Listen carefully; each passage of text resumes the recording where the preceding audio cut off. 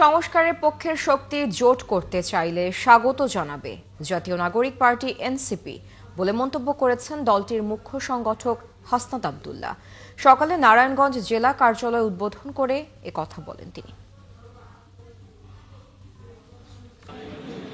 সংস্কারের পক্ষের শক্তিগুলো যদি আমাদের সাথে আসতে চায় তাদেরকে সাথে নিয়ে